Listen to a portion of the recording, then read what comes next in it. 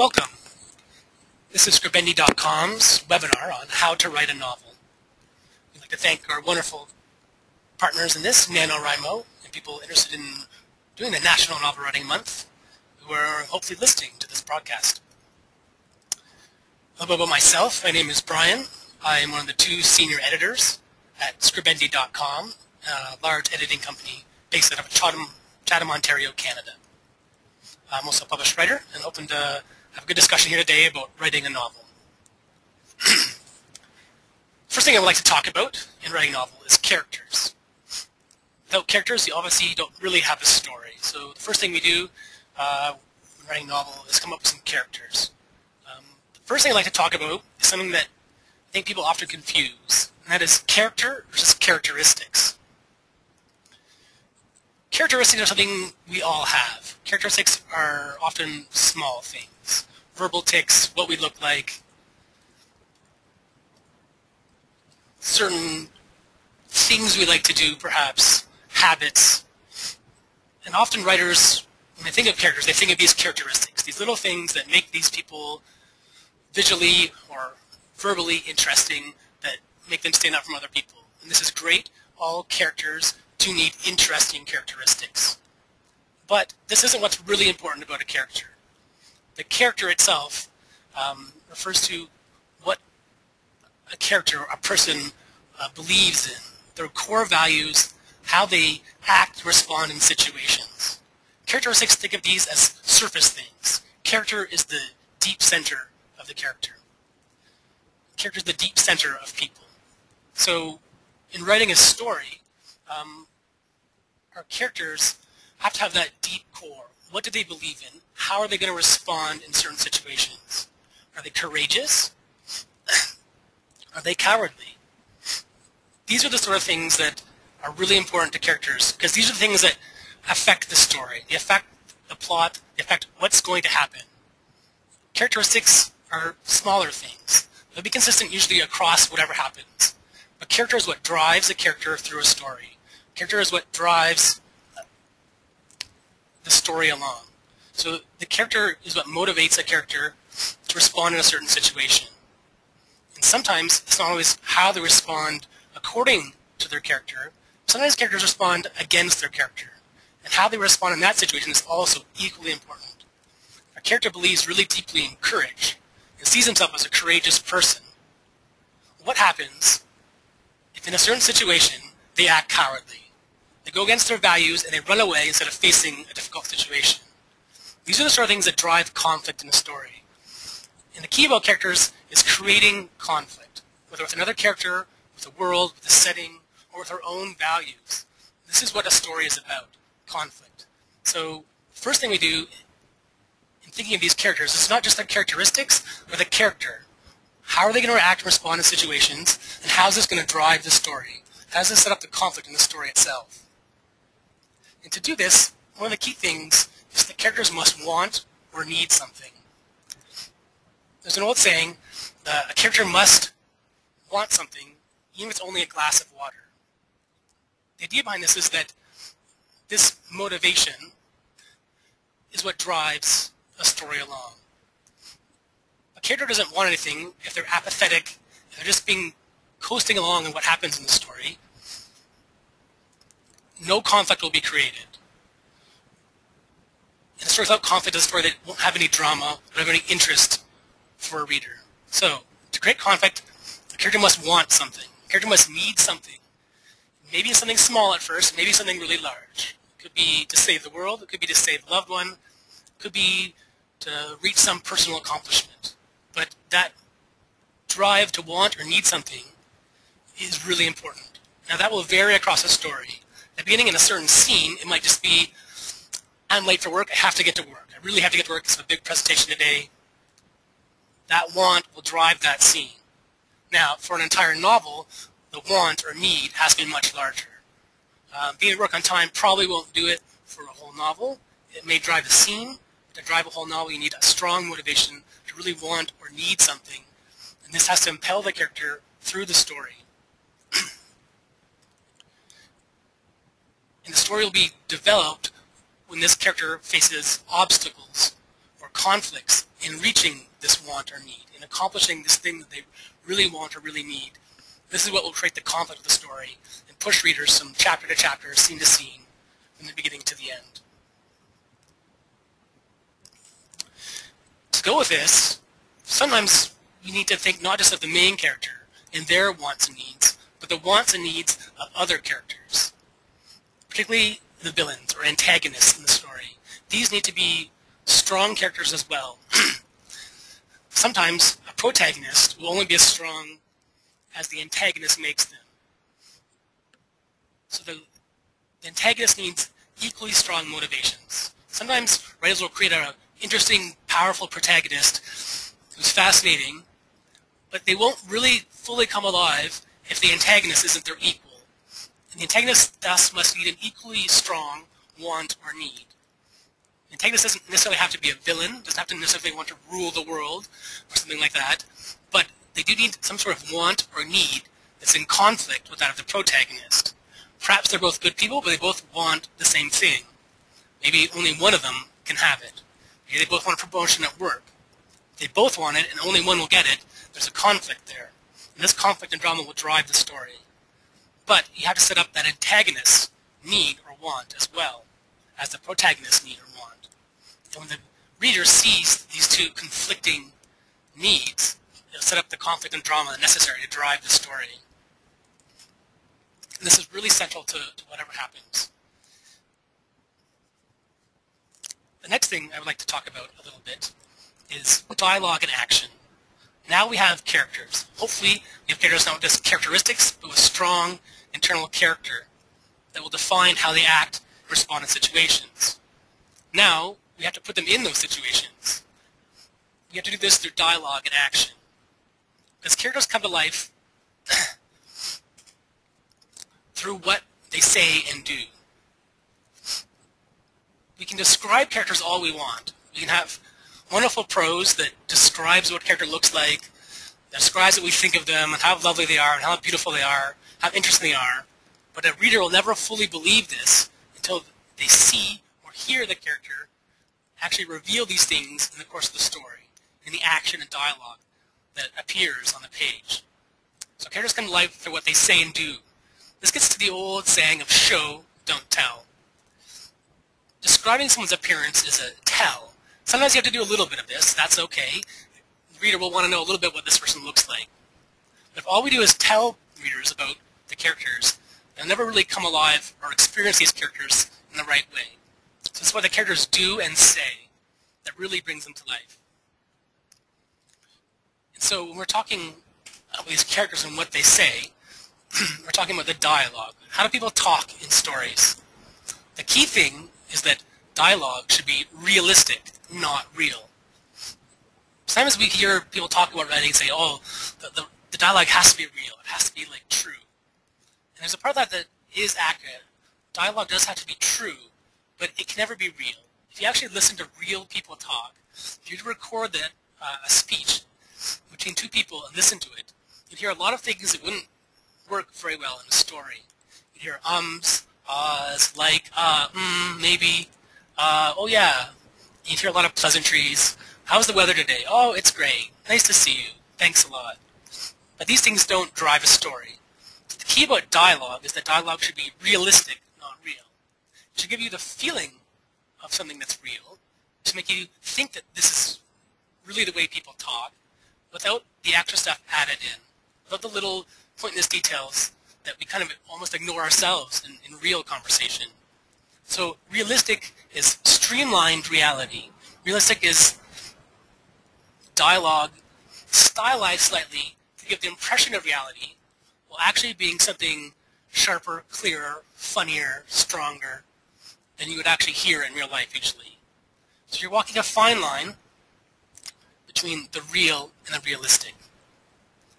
And that's really important, because if you go too far one way or the other, the reader will not buy this dialogue. It won't feel right to them. They may not be able to define it exactly, but they'll understand that this dialogue isn't working. Either it's too real and it's dull and it's full of boring little abstractions that we don't want to listen to, even in real life often, or it will be too stylized. It'll be something that you never hear anything even remotely like it in real life. If something is too stylized, it's not even realistic anymore. It's simply sort of fake speech that doesn't come across as true. So you want to find that truth in the real dialogue and then streamline that so it's realistic and not fantastical. So the key for dialogue is that we should be realistic and not real.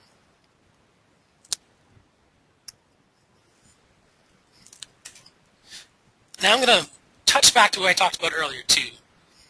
The motivation, wants, and needs of these characters should be apparent in the text or subtext of dialogue.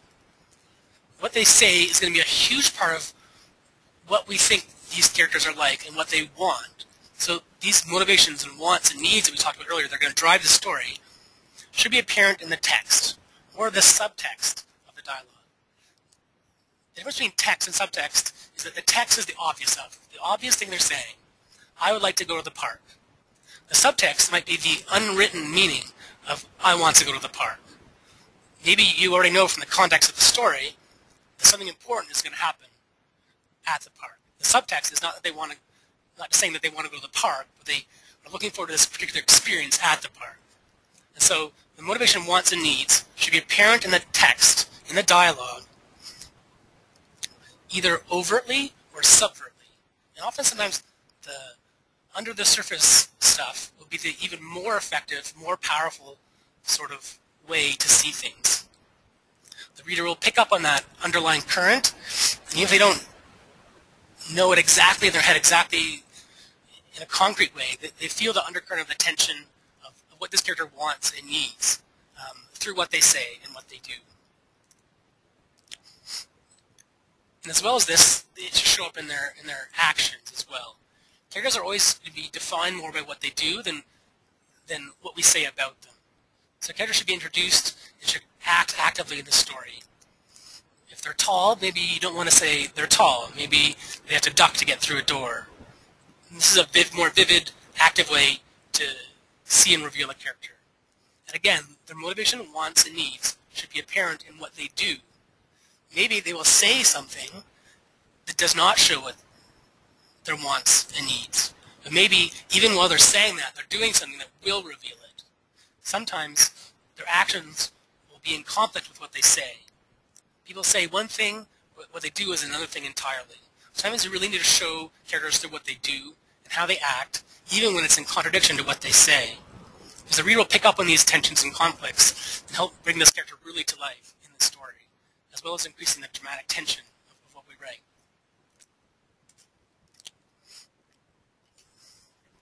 Now I'd like to go on and talk a little bit about theme. This is the meaning of the story. This is what you are writing about. This is the big idea behind your story, what drives it forward.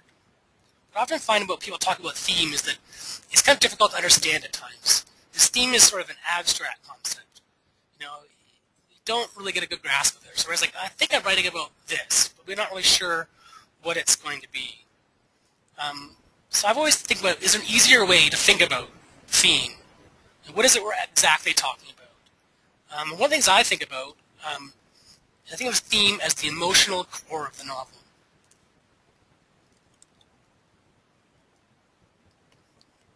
So the emotional core of the novel, you know, this holds true for both the writer and the characters. What is the emotional core of what you are writing? What is it you are having these characters experience? What is it you want the reader to experience? How do you connect what you as the writer experience, what you put down on the page is the character's experience, and what you want the reader to take away from this? This, I think, is the emotional core of the novel.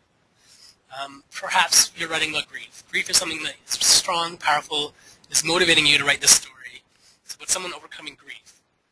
So that would be your theme, you know. This is the emotional core of what drives the novel, drives you as a writer, drives the characters in the novel. This is something that they have to deal with. And if you can realize that emotional core of what you feel and what the characters feel, then the reader will pick up on this. This is what the reader will take away from the story as well. So I like this way because it's something I think we understand a bit better than theme is emotion. So this is what drives the story. So our emotions that we feel or want to convey in the story. This is hopefully, but if you think about this directly, it'll help you get it down on the page. So what is the experience of what you want to convey? And then find a way for the characters to experience that. And if you do that, then the reader will take this away as well. And then if you have that idea of the theme or the emotional core of the novel when you start writing, this isn't always the case. Sometimes you won't figure that out until after the book is written or half written. But sometimes if you can have that at the beginning, if you know this is the key thing I really want to focus on, then you can use that to help shape the story itself. Because events should explain this focal area, this emotional core. You should be able to, the events of the story should put this into relief. You should be able to really shine a light on this emotion or this theme. So the events of the story should be acting as a sort of lens so that we can see this particular emotion in action, in the actual story. Not just to talk about it, but to see how people deal very specifically with this sort of thing. And sometimes you need to challenge it. If you're writing a story about courage, you don't always have to write just about people doing courageous things all the time. Sometimes you write about courage by challenging courage in the events of your story and writing about cowardice, maybe overcoming cowardice, right? This is a way to really explain courage and its meaning and how to see it in the actual action of the story, rather than something you just talk about or that you hope the reader picks up. This way you can really design the story to put tension on this particular idea so that you're not preaching about it, you're showing it in the experience of real people on the page. And that way the reader will experience this as well, and they can make their own decisions and have their own feelings about the topic in a really true, honest way. Which is what I think we want in fiction, is that really true, honest experience. Now, when writing the story, you also have to have a setting. You have to pick something as a basic place to hold the story. Now, this could be anywhere. I think we're all pretty good at that. You usually have an idea when you're writing a story what the basic setting is going to be. But beyond that, setting has other functions as well. So this being a place where the story or the action of the story happens. Setting is atmosphere. Atmosphere is the feeling you get from the story, from the place that it's set. Different people will write the atmosphere of the setting a different way. You're writing a story about New York. Maybe someone's writing a happy story about a tourist seeing all the wonderful sights. Maybe someone else is writing from the view of a homeless drug addict. Now, the atmosphere of that setting is going to be very different for the two stories. And so the writer's job is to kind of create that atmosphere through the setting, through the details they choose to reveal about the setting. And hopefully you pick the right details, you'll create the right atmosphere for the sort of story you're trying to write. Setting can almost be a character as well. The key thing is that sometimes characters must interact with the setting. Sometimes you read a story and the characters are doing things, but it's almost like they're in a blank room, an empty room that could happen anywhere, be any place. You feel like it's a bit like on a stage. It doesn't feel quite real because the characters aren't interacting with the setting itself. They don't interact with the objects in the room, with the sounds they hear, with the weather of the area. So the characters should be able to interact with the setting in a real way. Because really when we're doing things, this is what happens. Your car doesn't just break down, but maybe there's lots of exhaust and they're coughing because it's hard to breathe. Maybe the weather's bad. You know, these are things that interact and change the scene and in the character's perception of the situation. Is the setting itself. And the setting can interact with the characters as well. Sometimes the setting will become an antagonist. Your character needs to get to work on time, and they're going to be late, and they're on the street, and they're in a traffic jam, and it's hard to get there. So the setting itself becomes an antagonist, an obstacle for the character reaching what they want to reach, and there's a sort of interaction there of the character trying to navigate through this setting to get what they want. The setting can act as an antagonist and increases the tension and drama of the story.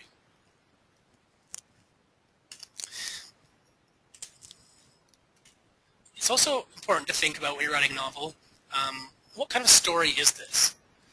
What is the genre of the story, and who reads that genre? So I think these two things are connected. What does a reader expect?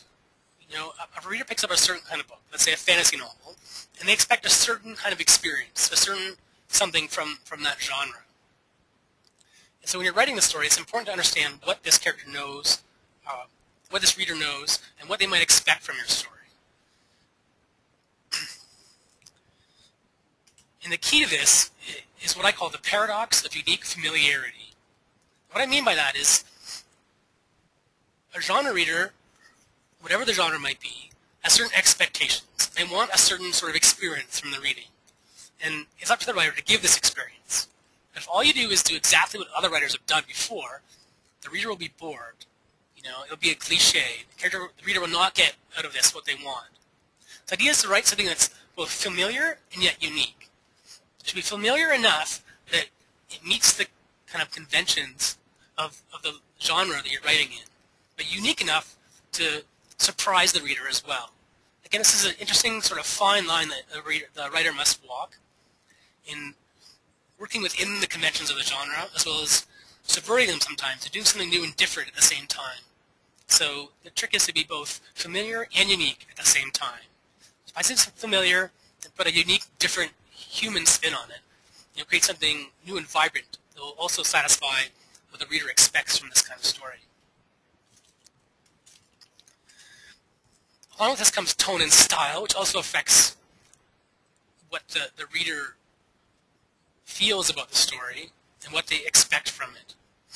So the idea is that the tone and style should be appropriate to what you're writing.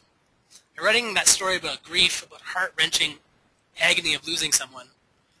You probably won't have a flippant, silly, offhand sort of tone to the story. You want something that reflects the meaning of what you're trying to convey. So again, appropriateness is really important in terms of tone and style and finding the right voice for this particular story. And the last thing I'd like to talk about is story and structure. Story is the central thing, obviously, of what we're doing here. We're creating a story. So what we often think about when we first sit down with this idea of story in our heads is the idea of plot. The plot is the connection of events in your story, often causally linked, linear events that are tied together to the actions of the characters. The character does one thing, which leads to another thing, which leads to another thing, which leads to another thing. And this is really important. Obviously, the story must make sense. It must tie together. If things don't connect, then you have a real problem in how the reader will understand the story. But I think in looking at plot, we sometimes overlook structure. And structure, I think, in some ways, is even more important than plot. Structure is what we do with plot. Structure is the organization and meaning of a plot.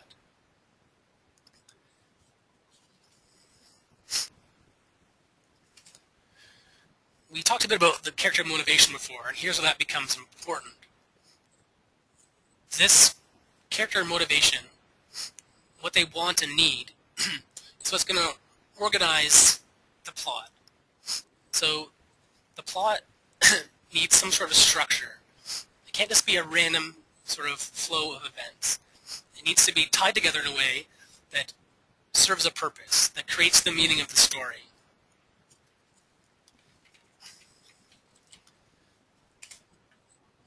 Those wants and needs of the character motivation, are what going to create the conflict of the story. And in the structure of the story is how we create that conflict. We connect events and set them up in a certain way that these problems be realized in the action of the story. So the conflict is the wants and needs of the character as against the obstacles and antagonism of other characters, of the setting, of the world in which they live. And it's done through the structure of the story and how things are tied together and how they're set up. And you should really think about that when we're writing. The dramatic tension created by a series of events and how they reveal what we want it to reveal about the character and about their wants and needs. So I'd like to, the key things about creating this drama and conflict in the story is the idea of reversals. What's really important within a book is being active versus static. Within a scene to scene, and act to act, even book to book. It's really important to be active, because Switzerland, good old neutral Switzerland, is the enemy of all fiction. When something is static, nothing is happening. The character might be doing something, but there's no conflict and no change in the character. It will come across as very weak and static, uninteresting to the reader. So what we want is reversals. We want change. It doesn't always have to be huge change, but within a scene, or within an act, or within the book itself, there should be reversals from one thing to another thing. The character starts a scene as happy, is happy in the middle, is happy at the end, goes to another scene in which they start happy, and continue when they're happy, and finish when they're happy. The reader's going to be very bored very quickly, because nothing is happening in terms of the drama and character of the story.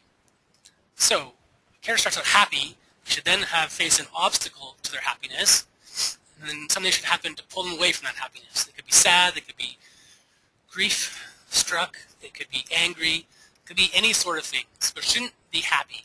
So there'd be some sort of movement from happiness to something else. They should move from one sort of feeling to another sort of feeling, one state to another sort of state. And then, in the next scene, they should move again. They could go back to being happy, after starting out angry, or they go to something else entirely. The more variety and the more change you have in the story in regard to the characters and the feel of the scene itself, the more interesting and impactful the story will be. So this is really key. One way we'll look at a series that most people have probably seen at some point or other in their lives, the Star Wars trilogy, the original Star Wars trilogy. It's one large story that's broken into 3 movies. So it's easy to kind of see those 3 movies as the 3 acts. And how do these 3 different acts of this story play out? So in the first movie, you have Luke. He goes off on an adventure, faces lots of obstacles. In the end, they blow up the Death Star, and everyone's happy. They're successful, they're victorious. The second act, however, ends very differently. The second act, however, is a reversal. It ends on a dark note. Luke finds something very troubling out about his past. Han Solo is captured and taken away by emissaries of Jabba the Hutt. And it's a very dark ending. It's a reversal of the first part. And then in the third part, Return of the Jedi, again, how does it end? Again, they go through a long adventure, they overcome obstacles, and what you have is, again, the destruction of the Death Star and an upbeat, happy ending, success. So you see there's changes in the large arc of the story. Positive, negative, positive. I think this is a good illustration of the idea in general. And this can work not just in a really huge story in the acts, but within a scene itself. So this same sort of sense of reversal and change should happen from scene to scene within the novel and in the scene itself. So it should never be static, it should always be moving, and things should always be happening. Causing changes. This is what the story is really going to be about in the end. It's about the changes that happen to the character because of the events of the story. The story should move a character from one spot to another. In the end, that's what's really important, is where you take the reader. Because the reader will go with the character and feel that change with them. And reversals is a huge part of that.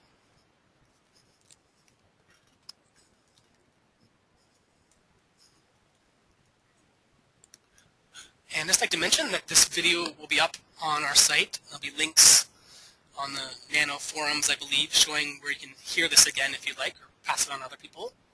And now we'd like to open up to questions. Hopefully if some of you have a few questions to ask, I can try and answer them.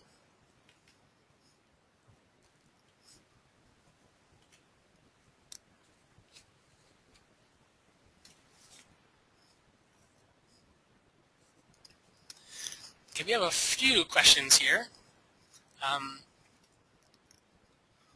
One is about writer's block. have you had writer's block, and if so, do you have any tips to get past writer's block?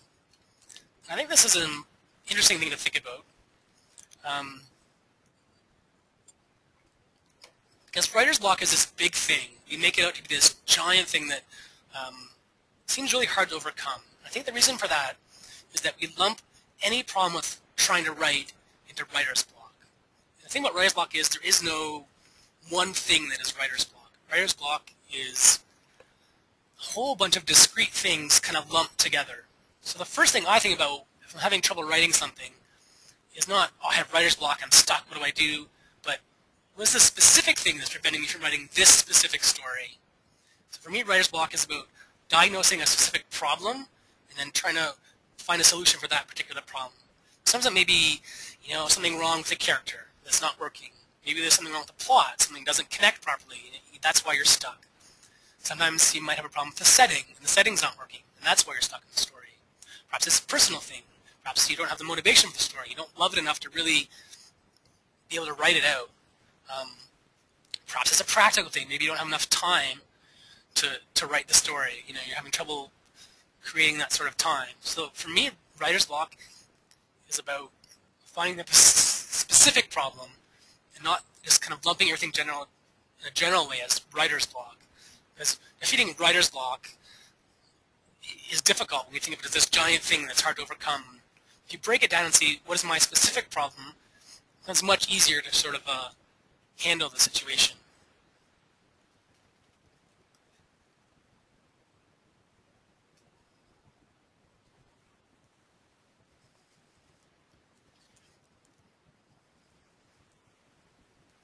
Okay, another question here.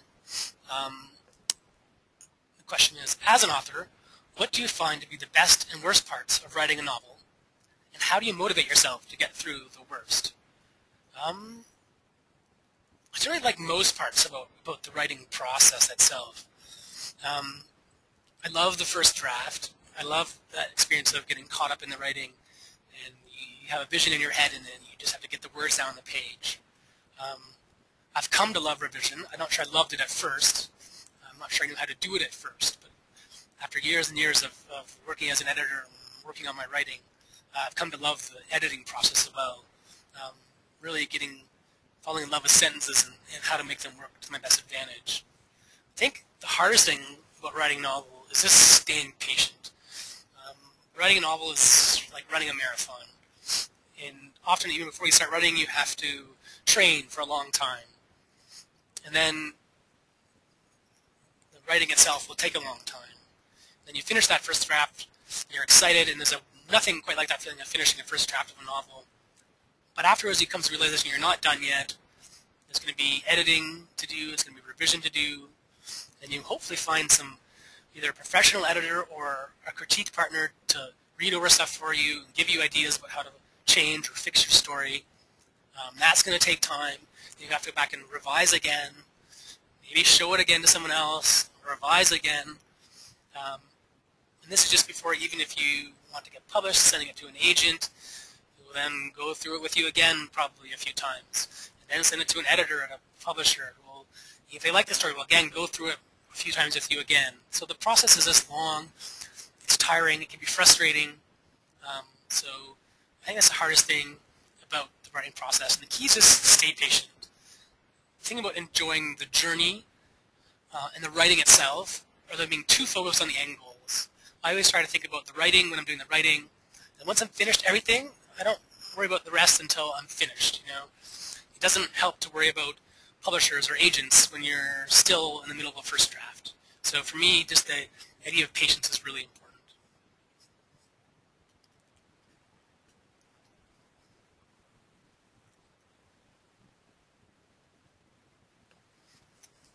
Another question here from Kibit. Characters can sometimes go against what you have planned for them, or at least you blame the characters. When should you reel in your characters, or should you allow your storyline to get completely diverted in case it becomes better? I think this will vary a bit from writer to writer. Some writers like to plan everything out really thoroughly beforehand, before they start writing. Others want a much more an open, organic sort of way and just let things happen as they may. Both can work. I think it depends on the personality of the writer. I think it does help sometimes to try both ways a little bit and see what works for you, because it may not be what you think it is. I think like, oh, I'm going to be an organic writer. I'm just going to kind of like let things go, let things fly. But actually, some of these writers will actually work much better from a plan, from an outline. So trying both is sort of important. Which works better for you and for your habits and for your writing. And again, I think it'll come to, there's going to be a lot of work to do whichever way you choose. It just depends on when you want to do it. Do you want to do some of that work beforehand, plan things out, think about the structure of your novel and how you're really going to create certain conflicts that will reveal something that you want to reveal, really show off your theme to the reader? Or do you want to kind of let things happen as they will and then go back and try and do that in revision and move things around and reshape scenes and the story itself to bring about these sort of conflicts and tensions and dramatic moments in the revision part versus sort of planning them beforehand? So again, it's really about the writer and what's going to work for them, because different writers have different sort of processes. But really in the end, you're going to have to do the work either way, so it's just finding which way works better for you.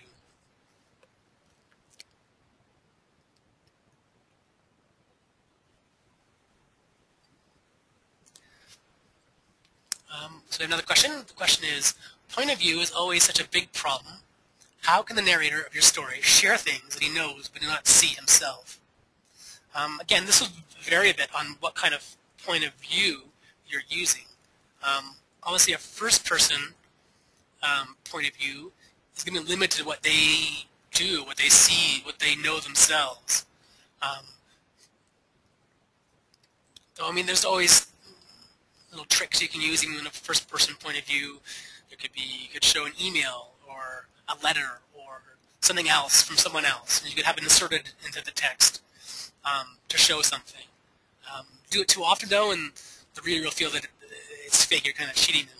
So you have to use it sparingly. But otherwise, the first person, you're kind of stuck in that person's head.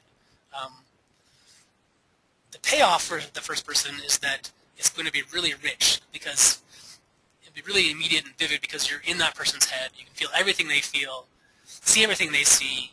You really experience what happens to them in their own words.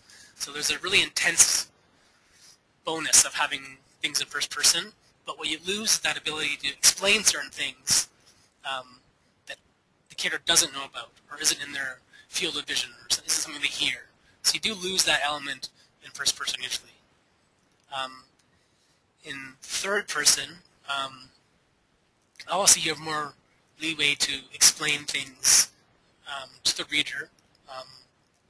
An omniscient narrator, for example, can say just about anything. He can stop and almost lecture the reader if they really want to. The risk, of course, is losing pace and immediacy, but the omniscient narrator can explain all sorts of things to the reader. The third person limited view is trying to balance the best of both worlds. Having some of the immediacy and feel of that individual character, while also having some leeway to offer an explanation of what other things in the story and what's happening. The key is just trying to balance that sort of information that's being provided with the drive of the character, the immediacy of the character, and what they experience. You don't want a large info dump thrown in all the time in which you're involved in this powerful scene with the character, and then you jump away to explain the history of the world or the setting or something else for 5 pages, because the reader will lose interest and lose the story. So the key is to kind of find a way to, like, just in the action of a story, try to reveal these things as they come up. Occasional comment here and there to slide in casually to show things.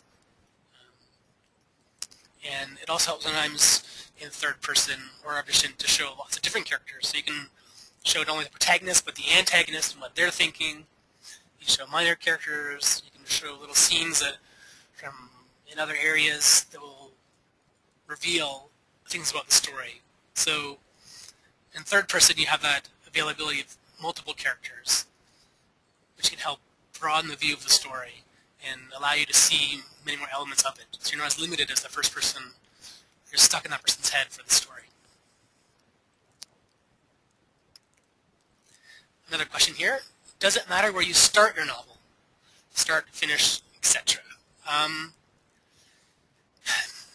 There's lots of different ways to start a novel, but it is important where you do start a novel. I mean, the first page, the first paragraph, the first chapter is the first thing anyone's going to read. And readers make decisions really, really, really quickly about what they want to read or don't want to read. So you have to have enough interest in that first page, that first paragraph, to make that reader say, I want to keep reading. Because readers will put things down much quicker than you think. Sometimes a sentence, sometimes a paragraph, and the book will be either read or not read. So that first page, that first chapter is really important. One of the old techniques that people use to start a novel is to start the novel in media res, which just basically means in the midst of the action. So don't have a long build-up explaining the character's history of their childhood, building up, and then finally on chapter 7, someone's killed and the person has to discover what happens and solve a mystery. You don't need 7 chapters to build up to the action. So you start somewhere where there's some sort of immediate tension, immediate conflict. Introduce the character, let the people understand and come to like your character, and then when they're in a sense of danger, when they're in a conflict, they'll care about that character and be motivated to read on, see what happens, to see how they get through and face this obstacle. So if you start, in some sense, in the action and don't take too long to build up the story, to set up your character. Set up your character in the action, in the conflict of the story itself. You don't need a lot of intro. Readers want to see the story itself. You don't want a lot of lead-in. So that's the real key. Start in the action of the story. Another question here. As a writer yourself, how do you stay motivated enough to complete a novel? Again, like I said before, writing a novel is like a marathon. It's a long haul often. It's a lot of words. One of the things that I find is finding a schedule that works for you and really trying to stick with it, write regularly. I find, for me, the more I write, the easier it is to stay inside the story and have that really vivid sense of what's happening, of seeing the characters, of seeing the actions of the story. So, the more days I take off, the more time that goes by for writing, the harder it is to get back into the story. So, for me, trying to write regularly and trying to find, hopefully, a regular time to write helps too. If you find a regular time to write, it can be helpful because it kind of gives you a mental cue, like, okay, it's time to write now. You're kind of scattered all over the place. It's a little harder because your brain may be still all doing other things, maybe cooking dinner, fetching groceries, thinking about work, thinking about your kids, whatever it is.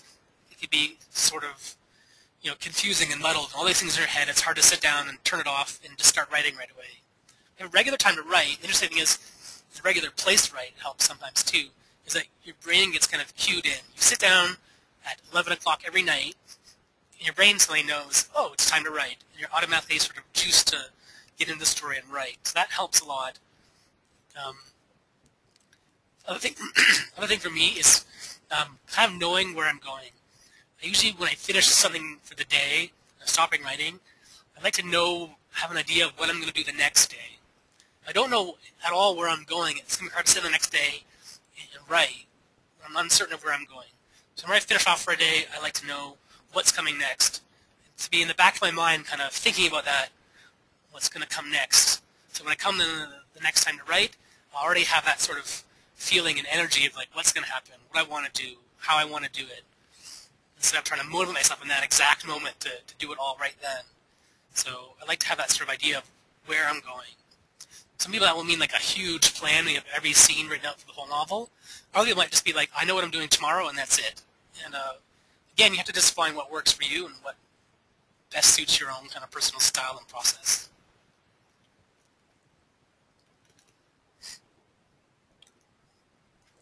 Okay, another question here. I have difficulty moving through plot stalls. Right through or stop? Again, this will vary a bit from writer to writer. I tend to like to write through if I can. At the same time, I think one of the things, this is a bit like writer's block too, is that sometimes there are different reasons of why you're stalled. Is there something in the writing itself? Is there something personal in you? Is there something practical? So I like to try and figure out first why I stalled, and then find a solution to that particular problem. Again, I like to write through if I can. Sometimes people get too hardcore with that, and sometimes you just have to give yourself permission to stop. You have to give yourself permission to say, it's not working, put it down for a bit. But when I put something down, even if I put it down for a few days, I try and set a schedule still. So I'm going to put it down, but I'm going to put it down for 3 days, and on Wednesday, I'm going to come back at 11 o'clock, and I'm going to go to work and see if I've figured it out by then, So if you just kind of leave it open-ended, sort of, I'm putting it down for now, life will distract you. Other things will come up. It may be hard to get back to that story with the same sort of energy. But if you know in the back of your mind, okay, Wednesday, I'm going to be back, I'm going to try it again. Gives your mind some rest. Maybe you just need a break for a few days. Maybe there's a problem, and in that time you'll be able to figure out the problem and go on. So, I write through when I can. Give myself permission to stop when I have to. Always with the idea that I'm going to have a time to return and get back to it, so that your brain is always sort of still turned on a little bit.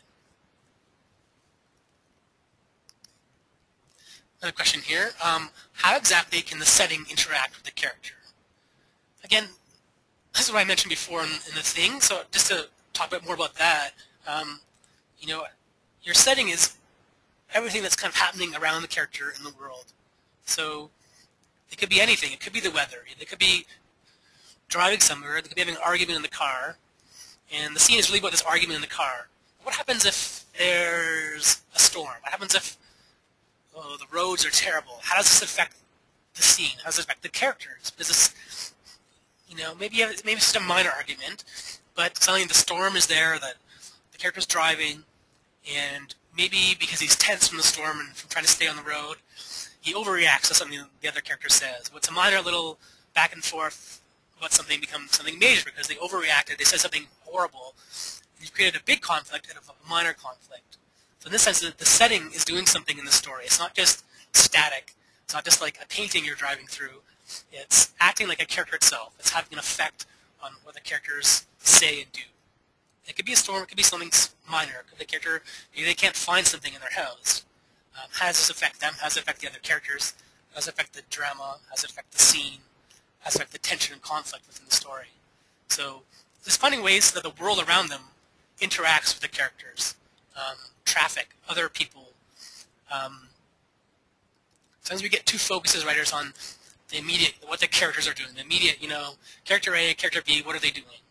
But lots of times in life, other people step into the scenes, maybe only for a minute or two, but that can have an effect on what's happening. So the building they're in, the heating, the weather, other characters, people, dogs, animals, whatever it is, something on the radio, whatever it is, it can have an impact on the characters in the scene and what's happening in the media moment. Another question here. How much dialogue is too much dialogue for a novel? Okay, I'm not sure there's a a correct answer for this. There's lots of novels. There's novels with very little dialogue. There's novels that are entirely made of dialogue. The trick is just trying to make it work. Whatever you choose, try to find a way that keeps the tension and the drama going. Obviously, this is very hard to do in a novel entirely made out of dialogue. We don't have a sense of the feeling of what the characters are doing. It becomes sort of an audio play. It's very hard to keep this vivid and real. But it can be done, so there's no yes or right or wrong answer to this question. For me, generally, most novels are going to find a middle ground where they balance dialogue and action. And one key thing to think about with the dialogue is going back to the idea of the realistic versus the real. Sometimes we write dialogue and we write too much of it because we're writing all these little things that aren't actually moving the story forward. people are kind of talking about things, and maybe it's even funny, maybe it's even interesting in a way, but it has nothing really to do with the story or with the conflict at hand. And so conversations get bloated, right? The idea about realistic writing versus real writing is that everything gets streamlined down to just what you need, what's really impactful, what pushes the story forward. So I think that idea of streamlining your dialogue, so what's there, what needs to be there, focus on what needs to be there versus what just sounds nice or characters might say in that situation, but what would they say that really pushes the story forward? What would they say that creates the conflict and tension with another character? What do we really need to know as a reader versus what you just want to throw in because it sounded good or you thought it up? So sometimes this helps to think about when you're writing the story initially. Sometimes this is something you just might have to do in revision. You might have to go back and say, wow, yeah, that conversation is kind of funny, but it's not going anywhere. It's a digression from the entire story. Then you can cut stuff out, trim it down, and find that kind of best streamlined sort of realistic dialogue.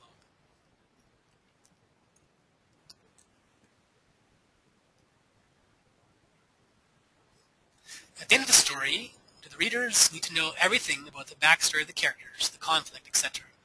Can we leave things as a mystery? This will vary depending on what you're trying to leave as a mystery. The idea is that the reader should know what they need to know. I mean, the reader will need to know certain things to understand the story, to understand the characters and what they're doing. And when a reader doesn't understand these things, they're going to get very frustrated with the story. If the character knows something and the reader doesn't, and the reader should know it, the reader will feel like the writer's playing a trick on them, right? They're withholding something that shouldn't be withheld. So the reader needs to know the information that will drive the story, that will make the scenes vivid, that will allow them to understand the characters in the scene. But having said that, sometimes as a writer, you'll know all sorts of things about your characters. You'll know their backstory, every little thing they did as a child, their likes and tastes and whatever. You simply can't fit all of that into a story. So even if you know all this information, as you write the story, you only use the stuff that really helps explain the character really clearly or is necessary for the story to progress. Maybe you're allowed a few little cheats here and there to allow a few really interesting things in that may not be necessary but help, just reveal your character a little bit, but only a few because the information you provide really has to help move the story forward.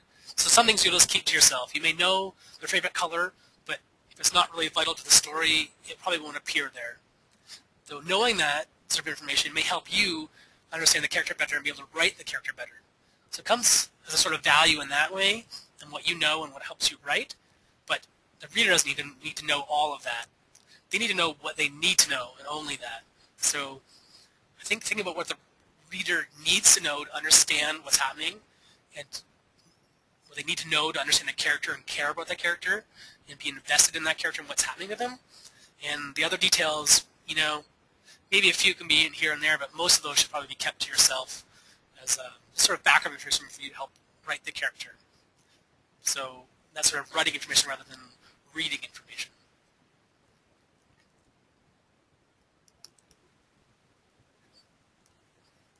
Another question here. How can the narrator tell parts of the story that he knows about, but not see himself without damaging point of view?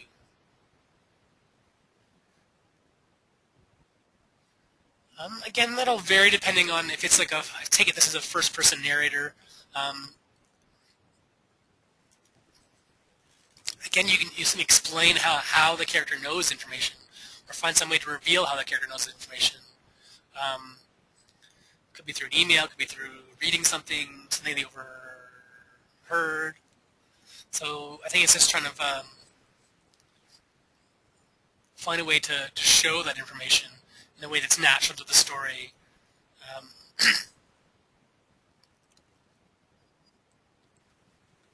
Another question here. Do you have any writing rituals that help you write? I don't have a lot of rituals myself, except for what I've mentioned before about trying to find a regular time to write, try to write regularly, try to approach things in a focused, serious way. Um, try and let myself just enjoy the writing and not be worried about other stuff. Really focus on that. Again, everyone will be different. Sometimes rituals will help. I like practical rituals, setting aside time, setting aside a place to write, having the resources necessary for you to write, that sort of thing. Setting up things the way I like it so I'm comfortable to write. Personally, I try not to cross the line into a lot of like superstitious sort of stuff, because sometimes this will backfire. I'll have my favorite sweater, I can't write. This becomes a mental block that you don't really need. So I try not to set up too much in that way. I try to avoid superstition and focus on just sort of practical preparation, I guess. That's my sort of approach to it anyways.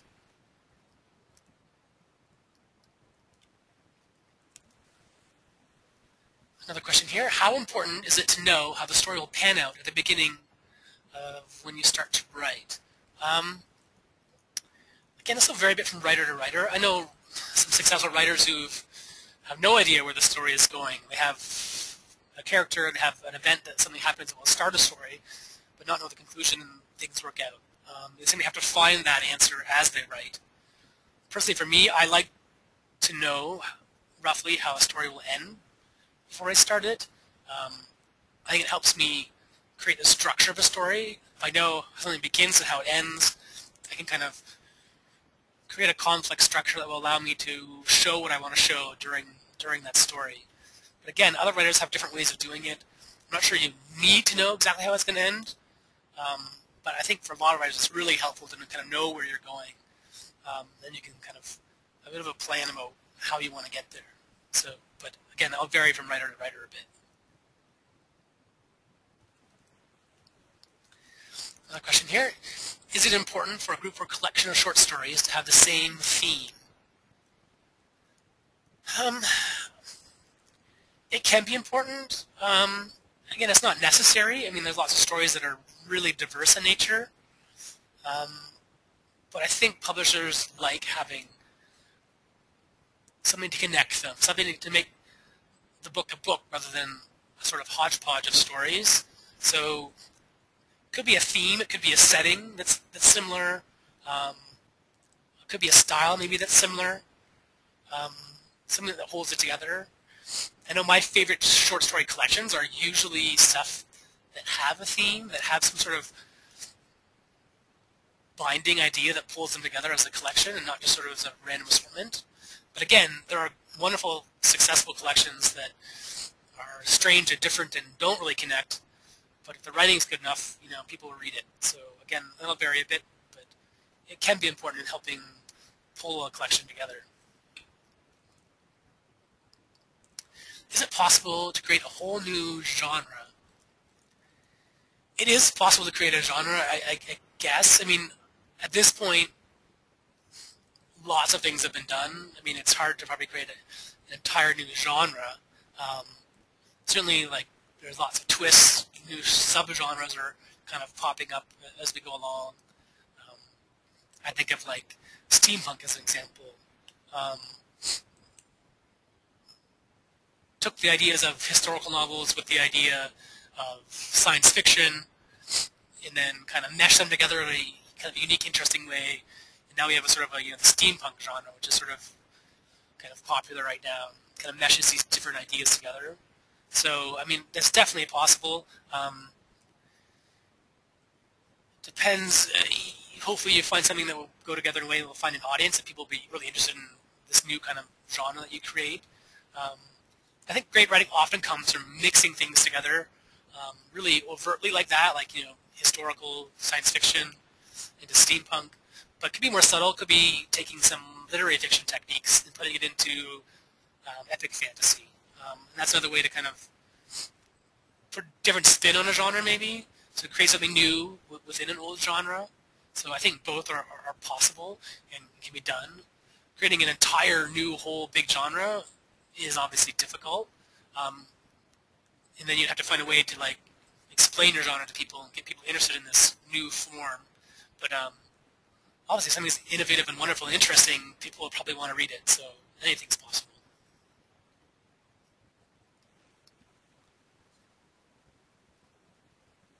Another question here. Is a high amount of detail needed in setting and place? How much is too much? How much is too little? Again, this will vary from story to story and writer to writer. Some settings you will need a lot of information. If you're writing an epic fantasy and you're in a whole new world you've created, the reader will need to know what this strange new world feels like, what it sounds like, what it looks like, what kind of rules operate. Is it magical? Is it science fiction? Is it, how does it function? The reader will need to know a lot of details about this setting. And that's one of the challenges of these genres like science fiction and fantasy, is that you have to try and create these worlds and provide this information in a way that's active and not static. You can't just spend a chapter providing information. You have to do that within the text of the story as events unfold. These will require a fair bit of detail. But other stories, maybe you have a story set in a prison cell, right? The entire story could be set in a prison cell. And the prison cell is almost empty, and the setting will not require hardly any details. But it can still have a large impact in the sense of, the character's imprisoned there. It'll have a huge impact on the story and what the character feels and does, but not a lot of detail will be needed to explain the setting. So again, that'll really vary depending on the story and what's being written. And then you look at the story and try to decide how much of a part does this setting play, and what does the reader need to know to understand the impact of this setting on the story.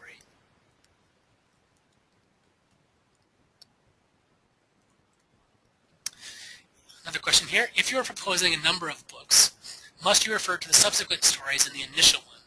Take it to give me this if you're submitting to an agent with a query or a publisher with a query. Typically, if you're writing a series, an agent or editor for a first-time novelist, if you haven't published a novel before, they want the first book to be a standalone novel. In the sense that it should have a beginning, middle, and end of its own. Now, you could have a follow-up that you start continuing on afterwards, but that first main story must usually have a conclusion, so it must be able to kind of stand on its own, so there shouldn't be a huge cliffhanger ending for the first book in a series. And you generally don't need to mention that you have other books, subsequent stories for the series. That can come later. An agent, when you're first querying them, they just want to see a bit about what the story's about, and they want to see your writing. If the book is great, and they love it, they want to represent it, there's lots of time for them to talk to you about future plans. There's more stories in the series, that sort of thing. So really, the idea is that the first book should be a standalone with follow-ups. It's possible to query a series, but obviously it's a little more challenging. It's a little harder to convince a publisher to take a risk on a whole series for a beginning writer than an established writer. So usually publishers, agents, editors, they want to see one book that's really good, that stands by itself. Then they can kind of make a decision on that. And if they publish it, they can then, if it does well, they can come back and write more if that's what you want to do, and everyone's interested in seeing more stories in the series. But if you have a 10-book series where the first book doesn't include, it's all cliffhangers nonstop, it'd probably be hard to sell that as a first-time writer. So the idea is to really have that focus on that first book, have a good ending, powerful ending for that story, and then focus on that when you're querying agents, editors, that sort of thing. Another question here. How much is enough or too much editing? Can never be perfect. Is there an aha moment? Again, this will vary a bit from writer to writer. I do think it's really important that you don't have that aha moment before other people have seen your story. Because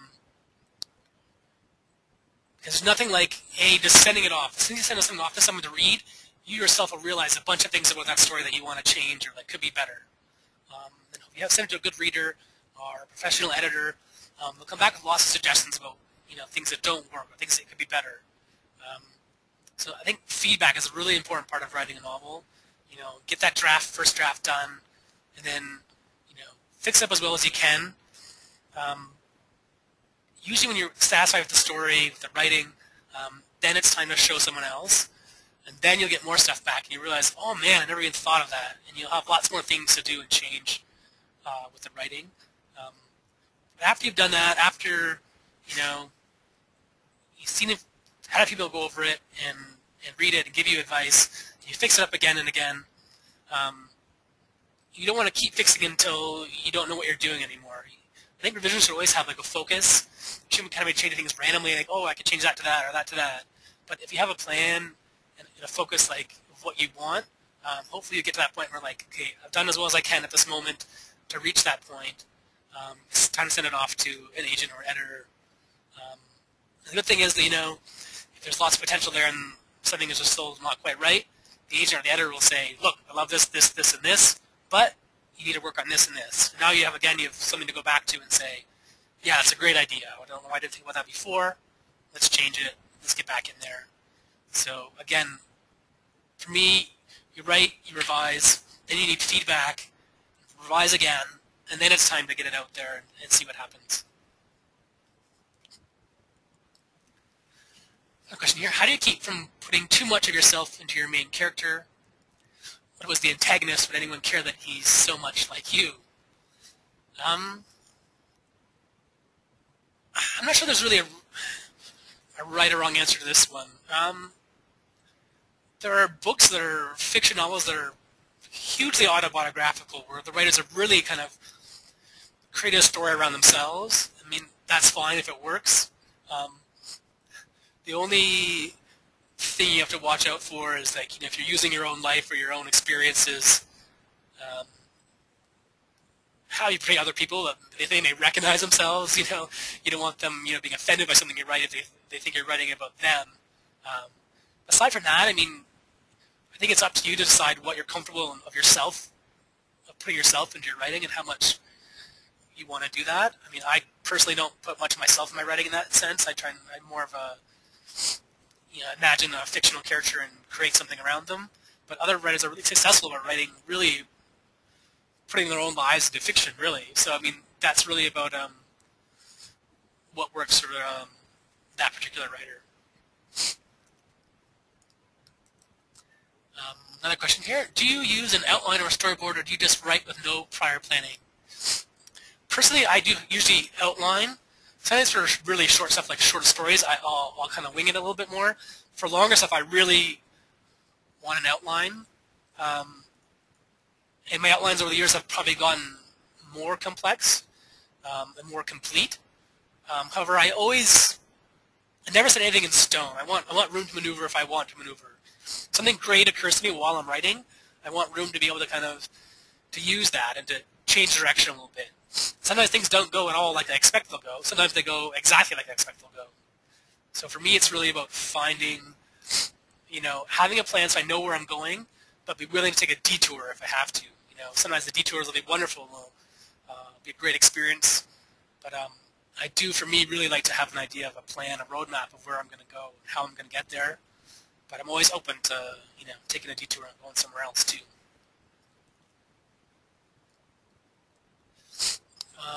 Question about online writing groups or communities to bounce ideas and find partners. Personally, I'm a fan. I belong to various writers groups, online forums. Writing can be lonely, right? I mean, you're at home sitting at a computer for hours and hours and hours with these fictional people. There's frustrations, there's difficulties, there's things that make you crazy, that make you tired, that energize you, things you want to share. So it helps to have friends and people who understand these things, and you can talk to them about these things. So really, I think the writing community can be really helpful and really beneficial. I think it's really helpful. I mean, there's some really good communities out there. Forward Motion for Writers, forums at Nathan Bransford's site, nathanbransford.com, various places you can go to meet other writers and to kind of mingle and communicate and share. Hopefully finding good partners, critique partners to work with. But again, always when you're opening yourself to other people in the writing community. You still have to kind of hold to what you want and what you want in your stories. If you find some critique partners, great, but you always have to evaluate what people say about your writing. When I listen to people and people give advice on my writing, I don't take everything. I evaluate what they say. The things that I like and I think are helpful, I use, and if it's not helpful, I don't use it. So I think you have to have that kind of, determination to willing to accept what people say and be open to anything that someone will say to you about your writing or about your process, but to have that strength to hold firm in what you want and what you believe and how you want the story to go. You're not writing for them, you're writing for you in the end. So, I say open yourself up to these people, enjoy the community, but hold firm to what you want and what you want your writing to be.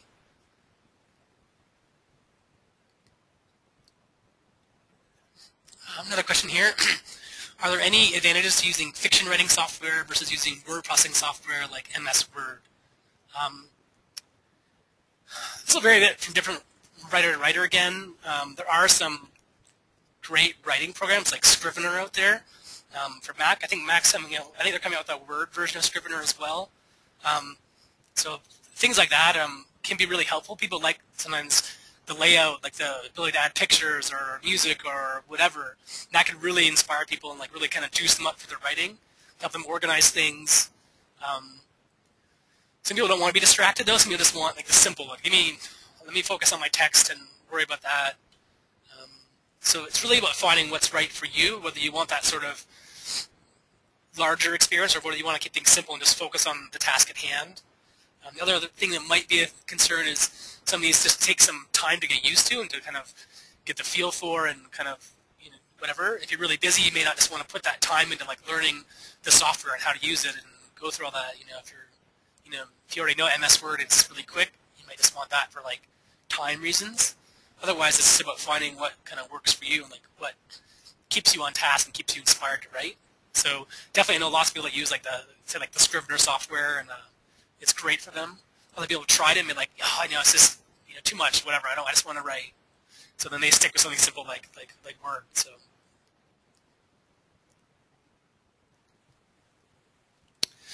Another question here. Do you advise finishing the story before showing it to anyone or revise as you go? Again, this will depend a little bit on different writers. I tend to like to finish a first draft before I show it to anyone. For me, the first draft is me. It's mine. It's really personal. It's really whatever. I have this story in my head I want to get out on the page. I write, and I put it down on the page. I don't need people telling me what I should or shouldn't do because I don't want to be influenced and changing my story from what I want to what someone else wants. So I personally don't like showing anything. I don't want to say anything. I don't want to say anything while I'm writing that first draft. Afterwards, I want critique. I want feedback to see where I can make it better, what's not clear, what needs to be improved. But before, I just want to get it down on the page. That goes a bit the same for revising as you go. And this will depend a bit on the writer. Some writers will polish everything bit by bit as they go. Some people, I prefer personally to write the first draft and then revision later. When I'm writing the first draft, I'm really inside the story really vividly. I just want to get it on the page, and then I can worry about perfecting it later. Others want to, have trouble doing that. They just want to make sure that everything works as they go along. I think there's a danger to both sides, actually. The danger to writing everything out first and finishing it before revising is that some people will write the manuscript and put it down, and then they won't want to revise. So they'll write first draft, first draft, first draft, first draft, and they'll have 10 books on file on the computer, and none of them have ever been revised.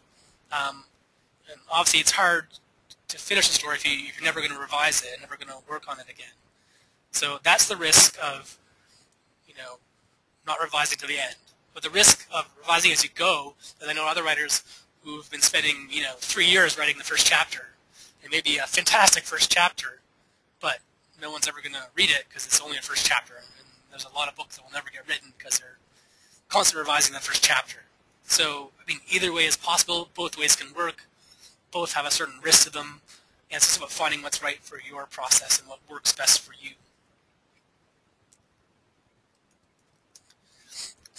Question, out of curiosity, have you ever done NaNoWriMo? I've never actually done NaNoWriMo in the time frame.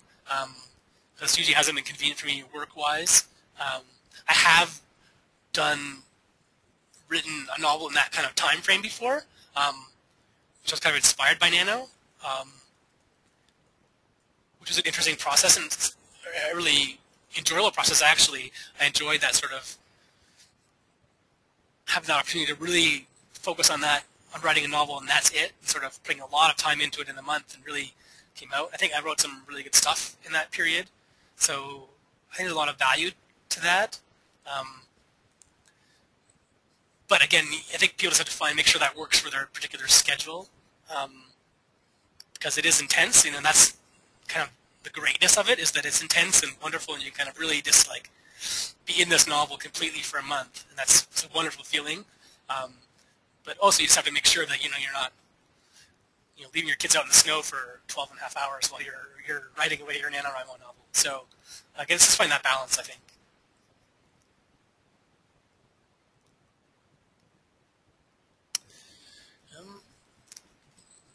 Question here, how do you help your characters to talk to you when they don't? Is it similar to a writer's block when they don't talk to you? Again, I think writers experience characters in a different way, Some people it's like they're friends, like you hear them talking in your head. Others it's much more, a bit more mechanical, like you're creating something on the page. There's a different sort of relationship. Again, like writer's block, I think it can be tricky. It's about finding out what the particular problem might be. Is it something like you're just burnt out, you're tired, or you spent too much time on the story, you need a bit of a break? Or is it that maybe you don't understand this character enough? Maybe you need to do a bit more work on the character's background and figure out some more things about them and whatnot. And then you have a clear idea of what they might say in a situation. So again, I think it's about diagnosing the specific problem rather than trying to answer it generally. Because it could be different for everyone. The reason someone might not be hearing those characters talk might be different for writer A than writer B. So I think the key is just trying to find that reason and then find a solution for that specific problem. Question here, you often hear, write what you know. Do you see this as a helpful or limiting guideline when writing? I think the real problem is that in reducing this idea to a really simple statement like write what you know, I think people don't always understand what's being said, or there's different ways that you can take this statement.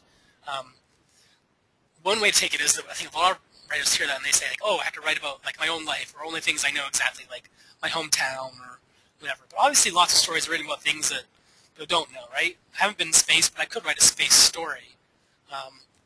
So for me, writing what you know is more about writing is something you just need a bit of knowledge about what you're writing about, right? You shouldn't be writing, if you don't understand something at all, it's hard to write about it. So sometimes you just need a bit of research, a bit of reading on your own, a bit of work before you write to do that. So obviously, for me, I think writing is about the imagination, so much about learning something as about sharing something, right? So for me, writing, in a sense, is an exploration. So I want to write just what I know. I want to write what I want to know. So, and then writing about it and reading about it, doing that research, and trying to have characters experience these things on the page is a way for me to kind of explore and understand them myself. So I don't want to just share only what I know completely. I want to kind of explore things myself in my writing. And hopefully people will kind of explore them with me as I go along. But obviously some things will require some research or knowledge about them before you can really write about them. So I think you need to have that bit of a background for certain things. You need that. That's writing what you know. But you don't have to know it personally experienced it. You don't have to have jumped out of an airplane to write about jumping out of an airplane, right?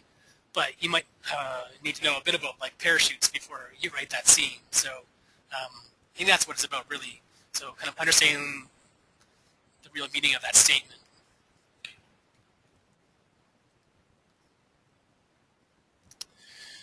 Here's an interesting question. How do you differentiate exhaustion with the editing process from recognizing that your novel isn't working? Again, that's a difficult situation. Part of it may be, one of those times when you give yourself permission to take a break, right? Are you just exhausted and can't see looking at it anymore? Or is it something wrong with the novel? Sometimes just taking a bit of time, A, refreshes you, and B, gives you a more objective look at your story. Sometimes you're just working on it nonstop for so long, you can't see the forest for the trees, right? You miss things that you wouldn't see normally. You're kind of really subjective. You're caught up in it. You can't see the faults. You take a bit of time away, and you come back to it. You things you didn't realize before, like, oh man, how did I miss that? Now you see problems that weren't there before, were there, but you didn't see them before. And again, this is also, I think, where feedback comes in really handy. Finding a few other writers or editors you can trust and have them read it and have them see what they think. Like, does it work? Does it work partially? Where does it work? Where does it not work? And now you can't take what they say as gospel truth, but obviously it gives you some information to add to your own sort of feelings about it. That you can use to help make a decision about whether it's working or whether you're just tired or what might need fixing. So I think that's really where a community or like a group or critique partners or professional feedback really helps.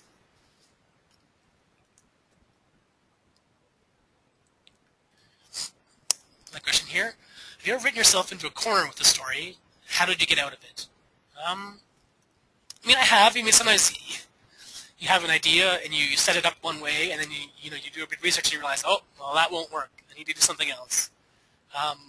For me, I usually try and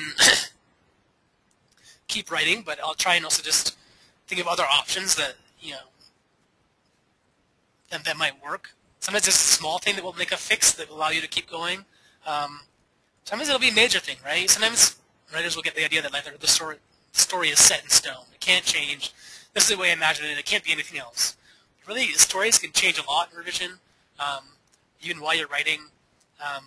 You can't be afraid of embracing that change. Sometimes it's a lot of work, but sometimes you really can move things around. The story can really become something different and better.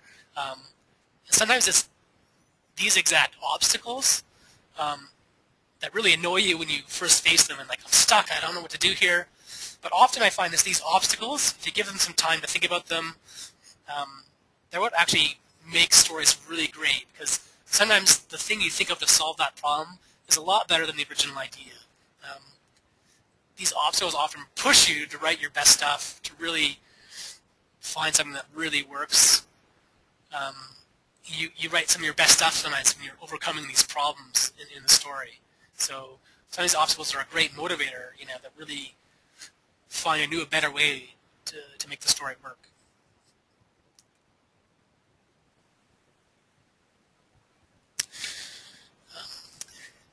Here's another question. Can we actually input all these ideas, conflict, reversals, good character development, in a novel written in 1 month? It's a good question. It helps to have a bit of preparation in hand.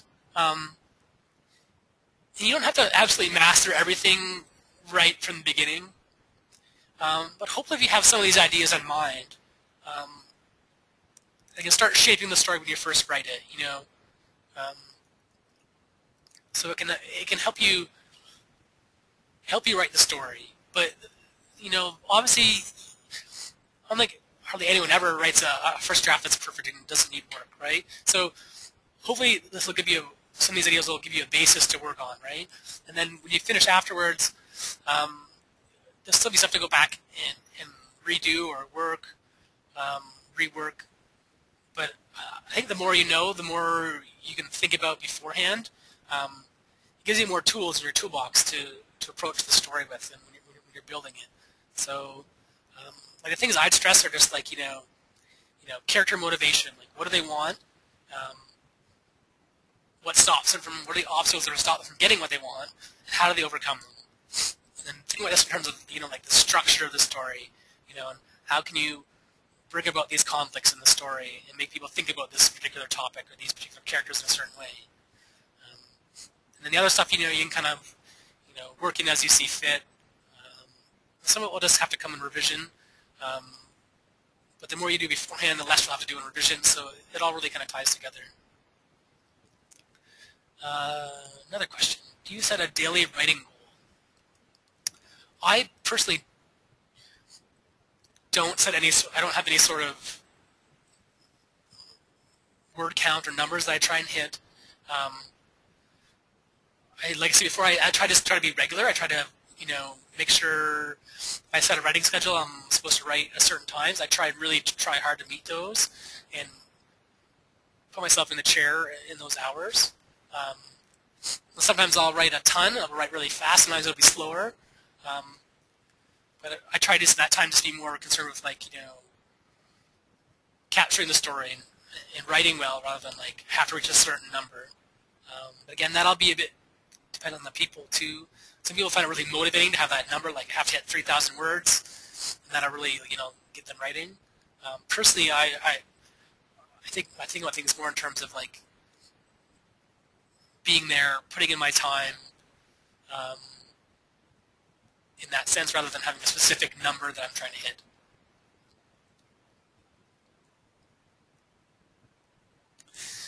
Another question. The hardest part of writing for me is actually getting the butt in the chair and working. Do you have any tips for that? Again, part of it for me is just having some sort of schedule, having some time when I know I'm putting aside for writing, which can be tricky. I mean, people are, you're balancing job, family, other interests. But the more you have I think if you have a schedule, you have a certain writing time. I try and, have that time. I'm going to sit in that chair, and even if I don't write a ton that first day or that second day or that third day, even just sitting there thinking about the story, sometimes that's still really helpful. It gets you in the mood for the story, helps you clarify the story in your head. And if you do that regularly, you get more juice to write the story. And your brain is an interesting thing. It has these, it creates these mental cues for what you want to do, right?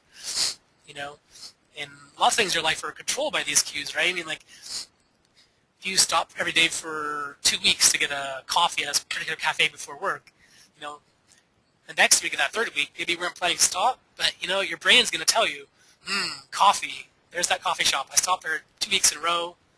You're going to want that coffee very much that day, So your brain's cueing you. Certain responses based on certain stimuli are saying, coffee. The same works for writing, If you get used to sitting in that chair that time and thinking about your story,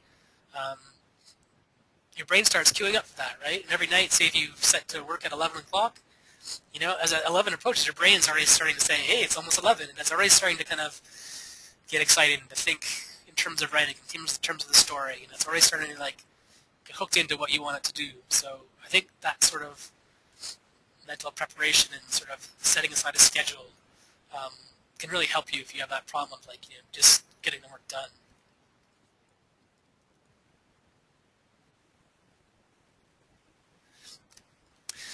Another question here. Sometimes I find that my characters are too similar to each other, especially in terms of their dialogue. What can I do to make each character have their own personality? The first thing I think that goes back to is what we talked about before about a character's motivation, their wants and needs. So I think a lot of times writers, we think of our main character, what are they going to do? What do they want? Okay, great. And then you start writing. It sometimes helps to think about the other characters too, and what do they want? And it's probably not good if they all want exactly the same thing and they all are going to go and get along the same way. If they want different things, if they want things in conflict with each other, you can think about how this character would respond in this situation. What do they want and how do they want to get it? And what are they willing to do to get it? You start kind of defining these answers. The characters will kind of take on their own personalities and how they want to get something. And that really helps. In terms of dialogue itself, there's lots of little things just think about how they might talk, So does this character talk formally? Does this person use a lot of slang? Does this person swear? So you use big words. Does this person use, Anglo-Saxon Germanic words versus like Latin kind of based words, because they sound differently. They come across on the page differently. Where are they from? Do they have like kind of local characteristics to their voice? Do they have like an accent or a way of speaking, or certain things that are like, you know, a character from Texas and a character from Canada won't talk the same way. What are the differences? What are the specific things they might say or expressions they might use that are different? And again, trying when you're writing the dialogue, get in that character's head. Like, what are they feeling in that moment? How would they express that feeling? Would they be sarcastic? Would they be, you know, self-deprecating? So kind of just going through these things kind of helps. Some writers use little writer dialogue ticks to kind of help differentiate characters. So certain characters might have like kind of catchphrases or little things they say that only they say. It kind of cues readers in that this is a different character. It's just, you know, they have their own way of talking. So it really helps us start with a big thing. What do they want? Go to the medium kind of level and say, where are they from? How do they speak? How are they going to get what they want? You know, what kind of character traits are going to come through in their dialogue? And then get down to the fine thing, tune sort of stuff like word choice and expressions, you know, verbal tics that characters have. So that's how I usually think about it anyways.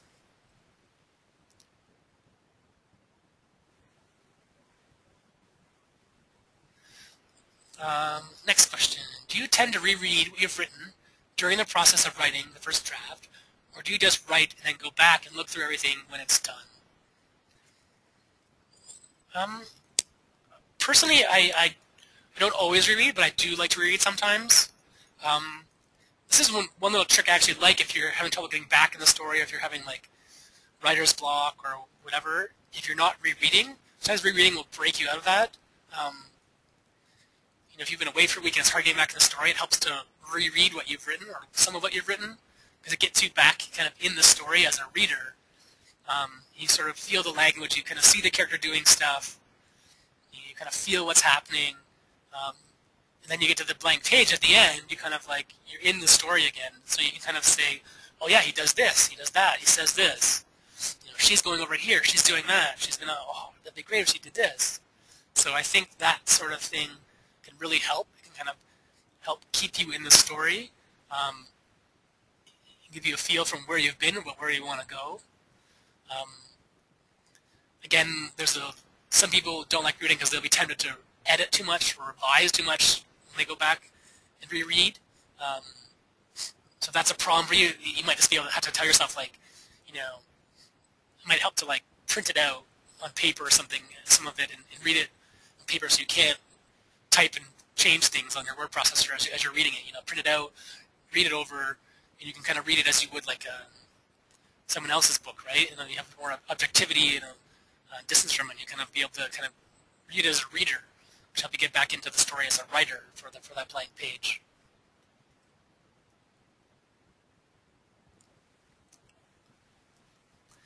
Another question here. How much should a writer think about their prose? Classic versus stylistic? Tolkien versus Hemingway?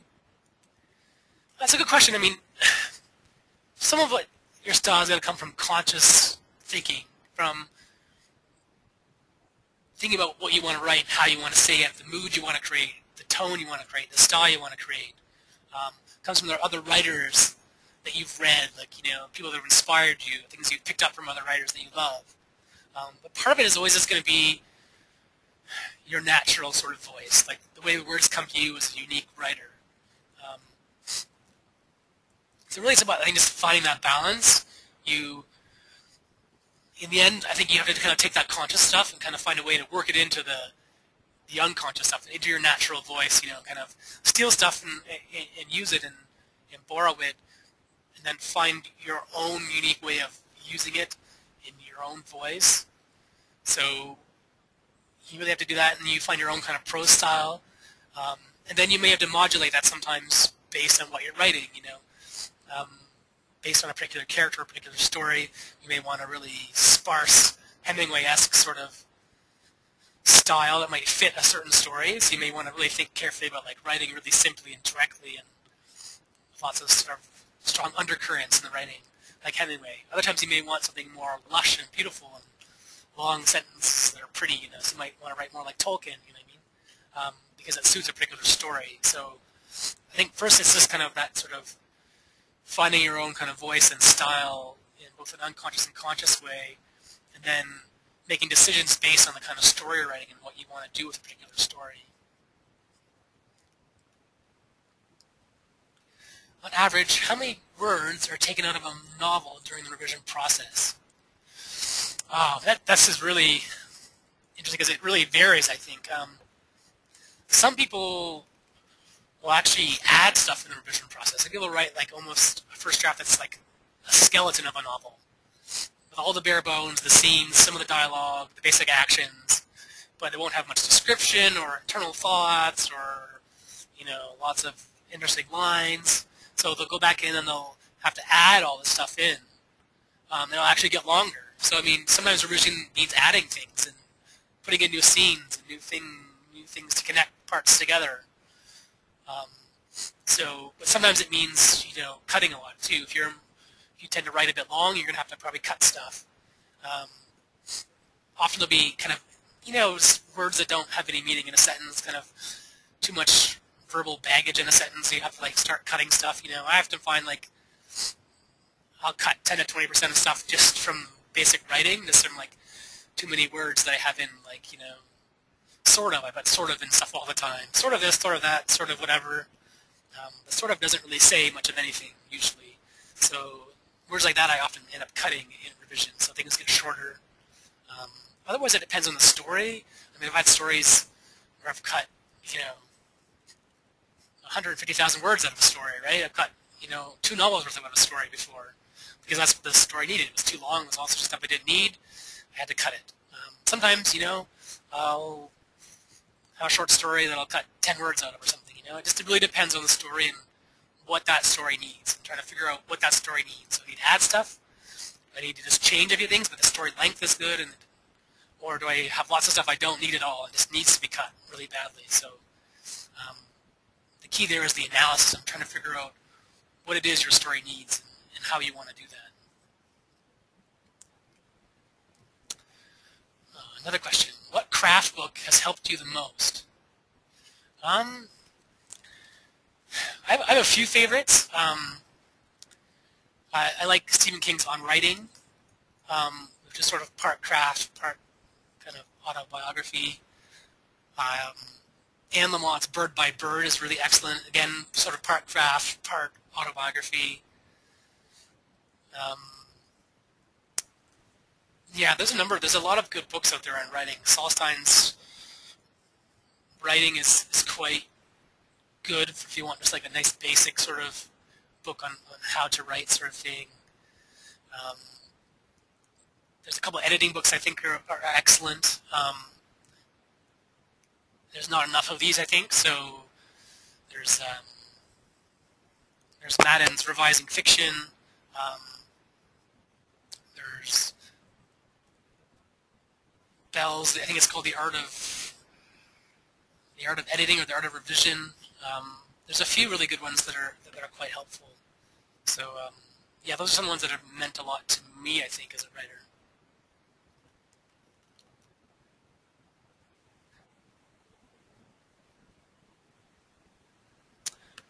How can you give each main character his or her own personality? That is, to make them different from any other character in the story. Again, I think this starts with motivation, What does this character want? How are they going to get it? And what are the values? What are the things that drive them? Like how are they going to respond in certain situations? What do they believe in? What do they value? And if you make their values and beliefs different from other people, it'll help lead you to have them act and speak differently than other people, because they're going to want something different than the others. So kind of a unique core is helpful, Then you think about what their characteristics, how are they different. So I think starting from the inside and the deep thing is really the most important. And then trying to find the right voice for them. So you have this character, You know what they look like, you know their beliefs, then just finding how do they talk, how they're going to appear on the page to the reader, and finding a way to kind of express that, or like, you know, get inside your head and hear those people talking, and then trying to find a way to get that on the page.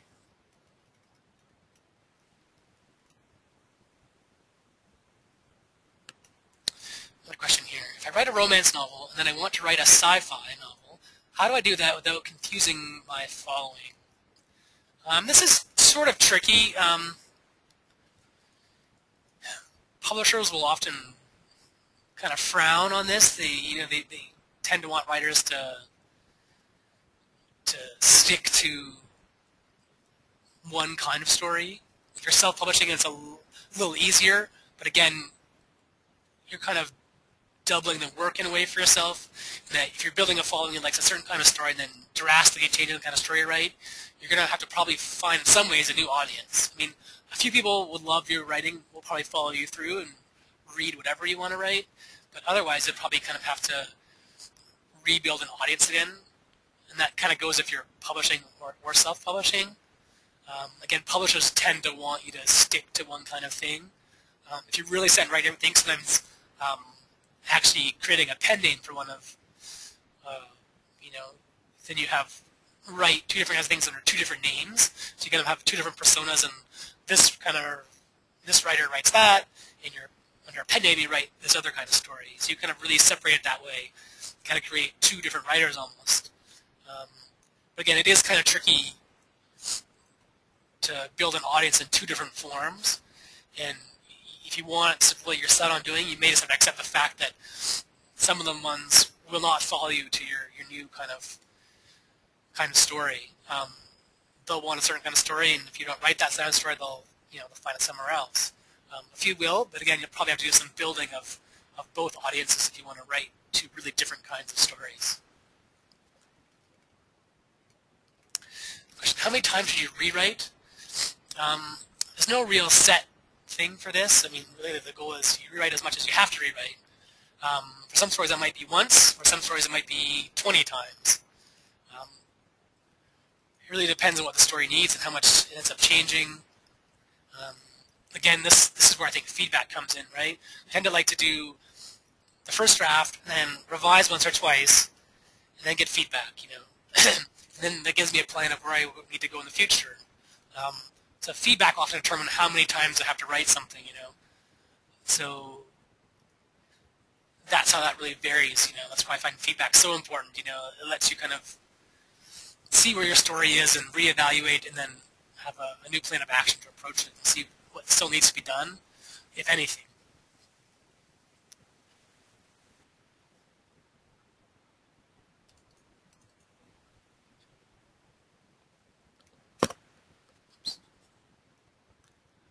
Another question. So are you saying that you usually write about 3 drafts of a book before sending it to publishers?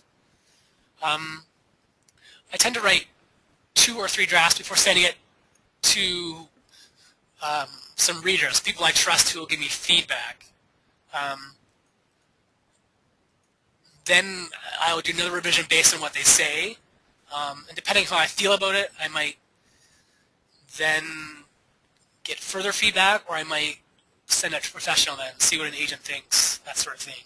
So it'll kind of vary a little bit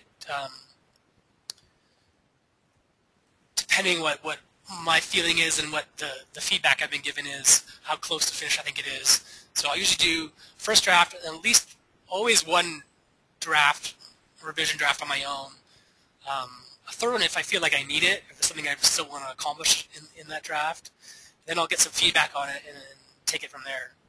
But I would always recommend getting a feedback, whether from hiring a professional service or finding critique partners to read your story, and getting some feedback before you send it to an agent or a publisher.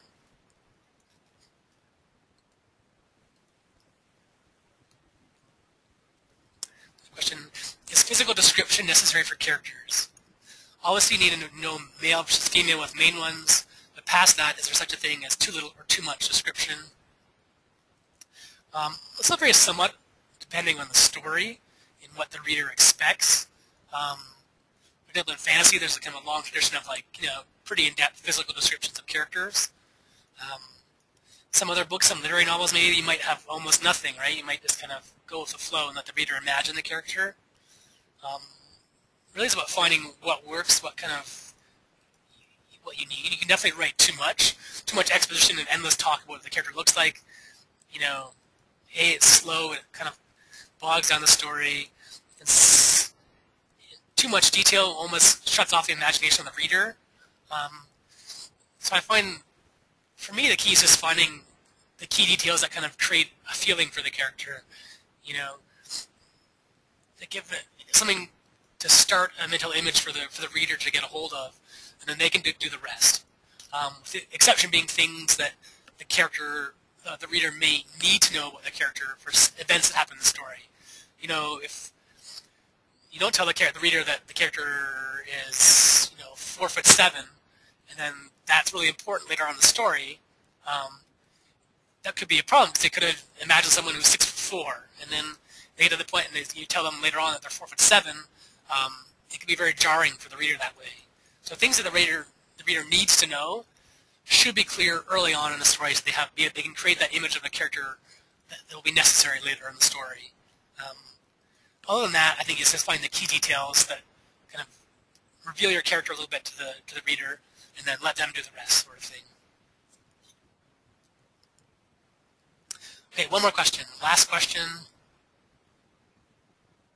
What advice would you give first-time authors when publishers don't want to take a chance on their first book?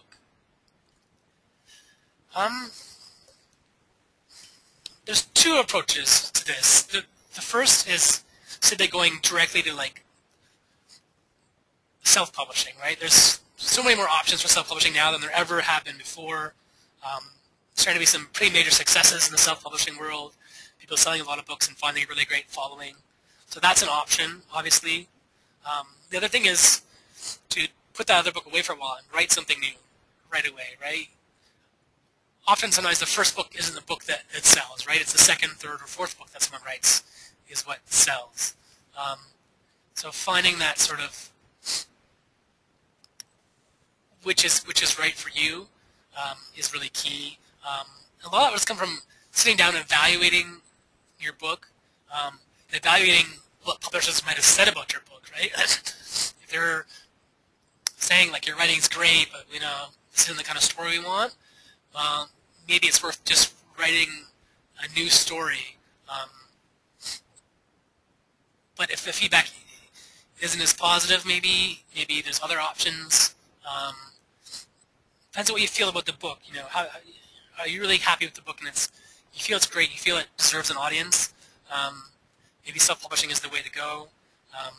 If you're willing to kind of put it down and try something else, and try a new book, that could be the way to go for you. So it's kind of evaluating where you are. There's some great self-publishing options out there these days, but again, sometimes that motivation of being close but not quite there yet is great for pushing a writer to try a new story and do something new and different with that new story, and that can be what really find your best writing that way. So it's about a consideration of what's best for you in terms of that dynamic.